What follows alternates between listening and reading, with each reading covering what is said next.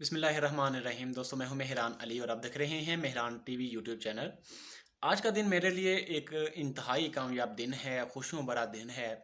आज के दिन मुझे जो है यूट्यूब की तरफ से जो गूगल एडिसन्स का जो पिन भेजने का प्रोसेस है वो आज मुकम्मल हुआ है। आज मुझे ये गूगल एडिसन्स की एक पिन जो है वो मुझे मेरे एड्रेस पर आई है, जिसके बाद मेरी जो एड्रेस वेरिफिकेशन जो है वो कंप्लीट हो गई है।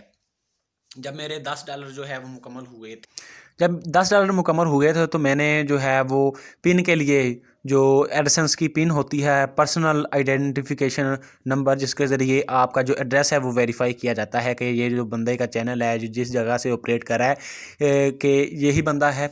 तो ये वेरिफिकेशन के लिए मैंने अप्लाई किया था, लेकिन कुछ एड्रेस की गलतियों की वजह से वो तकरीबन 1-1.5 माह मुझे नहीं मिली। तो मैंने मैंने 10 दिन पहले दोबारा अप्लाई किया था पिन के लिए, और मैंने जो गूगल की लोकेशन पर जो हमारा एड्रेस बनता था वो मैंने कॉपी करके तो एड्रेस चेंज करके दोबारा पिन के लिए गूगल एडिसेंस की पिन के लिए अप्लाई किया।